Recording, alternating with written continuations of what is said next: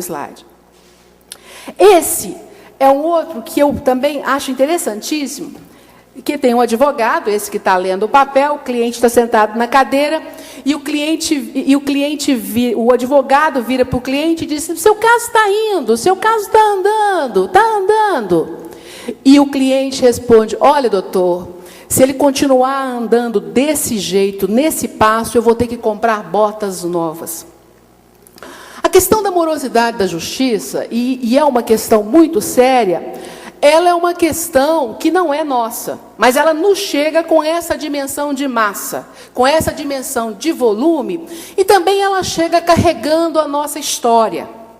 Eu lembro da minha primeira vinda ao Fórum Lafayette. Eu advoguei na Justiça Comum muitos anos, e eu lembro da incompreensão absoluta que eu tinha naquela época em relação ao distanciamento que havia entre o juiz e a sua secretaria. Havia um dono de cartório e ele conduzia o seu cartório como se fosse dele, e o juiz não sabia o que se passava ali, pelo menos era essa a minha impressão. Isso é uma cultura de anos da justiça brasileira, isso é uma cultura que vem da herança portuguesa e que tem que ser enfrentada como algo que é nosso e que é uma causa de morosidade que se junta à litigiosidade excessiva, ao volume excessivo de recursos, à atuação dos advogados, a causas que são da própria necessidade do processo, enfim, se junta a todas elas. E nós não podemos tratar de morosidade sem pôr o dedo fundo em cada uma dessas feridas. Porque o que as pessoas sentem é o mesmo que sente esse cara que quer comprar botas novas. Pode mudar. Essa já é uma caricatura mais nova, mais recente. Ela é do Angeli, que eu amo também. Eu acho, que com toda a dor que ele nos causa quando diz isso, para nós que sabemos como é difícil fazer a justiça com o direito dentro da nossa atividade, seja atividade de juiz, seja atividade de professores, o ensino disso, né? Então, ali o que ele está falando? O tema ali é a lei e as brechas da lei. Bom, as brechas da lei partem dessa necessidade que a lei tem de ser aberta para que caiba todas as coisas. Então, aí é um risco.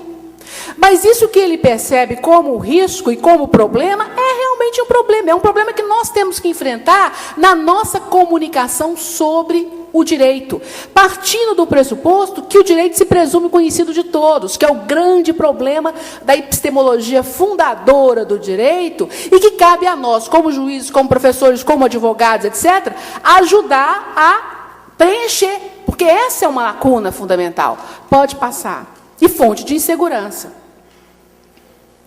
Essa aí é sobre o sistema tributário, é a criação da norma e o sistema jurídico. Então, ali nós temos deixa eu chegar mais perto aqui que eu estou sem... sistema tributário nacional. Aí, criadores de tributo. E o Angelino não gosta muito de tributaristas, não, ele pensa... Carnívoros, claro, né, ele diz, e não podia ser de outro modo. Então, o que é isso? É a visão da profusão legislativa, é a visão da antinomia, é a visão de um sistema desconectado em alguma medida, né, e que não tem a unicidade. E nós é que temos que dar conta das soluções ou das respostas desse sistema. Pode mudar.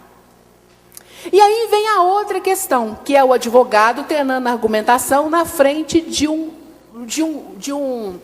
uma imagem, de um juiz que ele vai ter que convencer. Então, ele está dizendo assim: eu estou aqui treinando para falar diante de Vossa Excelência com toda a sua nobreza. E aí nós temos o problema do argumento, da aplicação da norma e do fato básico de que as palavras não são as coisas. E de que nós vamos aplicar a normas a realidades que nós necessariamente não conhecemos nos casos singulares e que nem sempre podemos imaginar toda a extensão daquilo que vai vir da nossa decisão. Pode passar.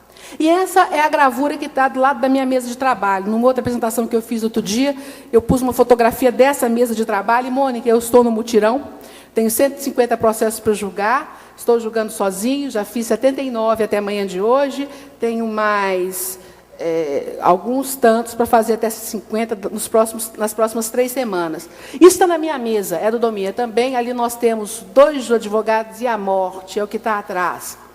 E na minha mesa está exatamente para lembrar de segurança e insegurança, para lembrar do que é a minha responsabilidade como juiz, o que é a nossa responsabilidade como juíza. Pode passar. O Antônio Manuel Espanha, que é um autor espanhol, desculpa, ele é Espanha, mas ele é português, que é um autor português que eu gosto muito, de história do direito, ele fala dessas questões sobre os textos jurídicos. E, primeiro, o texto jurídico, conceitos flexíveis é uma expressão ambígua e complicada, mas nós lidamos com isso. Quer dizer, o texto jurídico ele tem várias interfaces, as interfaces são múltiplas, elas se dão no cotidiano, no invisível, elas se dão nos nossos processos. E ele tem uma estrutura dentro do plano sintático que ela é pouco organizada. Então, nós nunca vamos dominar essa cena toda. Que tem sensibilidade, né, sofre a influência do mundo cotidiano. Ainda que o nosso direito não seja costumeiro, ele é legislado, mas as pressões estão aí, as tensões estão aí. Então, quer dizer, as pressões existem e trazem essa sensação que é uma sensação de segurança. Outro dia eu ouvi uma pessoa falando sobre questão de segurança, estou quase acabando, de segurança, e ela dizia o seguinte, olha, além de nós termos que resolver a questão da segurança mesmo, ou seja, diminuir o volume de bote, diminuir a criminalidade e tal, nós temos um outro dado, que é a sensação de insegurança. E aí entra essa outra questão, que é a gestão do processo. Estão falando muito em gestão, e eu concordo absolutamente com essa questão de gestão de varas. No livro que eu escrevi em 93 sobre equidade, eu acho que uma das faces da equidade está no fato de o juiz controlar a sua secretaria. Isso, para mim, é um dogma de fé. Mas gestão não é uma coisa que se faça abstratamente, ela é concreta. Então, eu tenho que ter meios para a gestão, eu tenho que conhecer aquela realidade, e tenho que ter funcionários, tenho que ter estrutura, e tenho que saber. E aí eu vou falar de metas, e aí eu vou falar de como eu vou cumprir metas, de como eu vou poder cumpri-las, e elas têm que existir. Eu sempre tive metas próprias, mas elas têm que ser trabalhadas dentro da minha realidade. Aí eu tenho uma outra imposição para o judiciário, de que tanto a ministra Carmen quanto a desembargadora Mônica falaram, que é a questão do nosso dizer, falaram indiretamente, porque falaram deste modo, que é falar sobre essas coisas, quer dizer, nós temos que nos expressar sobre aquilo que é a nossa realidade, sem medo de dizer como ela é, porque ela é. Não posso inventar uma realidade que não é a minha, ela é. São 18 audiências por dia, 16 audiências por dia, cada uma de um jeito, e tem audiência de caso de R$500 que demora 1h30, mas eles estão ali, eu tenho que ouvi-los, né? Depois, qual o efeito das nossas respostas? Como elas são entendidas? Então, aí nós temos uma crise de funcionalidade do Poder Judiciário, a questão da igualdade, eu não vou falar, já foi falado aqui. Como explicar o processo que tramita de cá para lá e de cá para cá? Como que explicar nessa questão que nos afeta a nós, Justiça Estadual e Justiça do Trabalho, ao jurisdicionado, que por alguns anos nós não nos decidimos sobre quem era a competência, e processos transitaram por 8, 9 anos, de cá para lá e daqui para cá, até que fossem para a justiça, ou que fossem julgados aqui, a depender. Quem entende isso?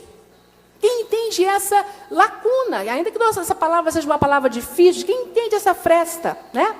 Que espachos deixa... Nós estamos julgando lá processos que entraram há 13 anos atrás e foram no STJ 1 ou 2 vezes por causa dessa questão. Que espaços deixa a lei? Esses a que se referia...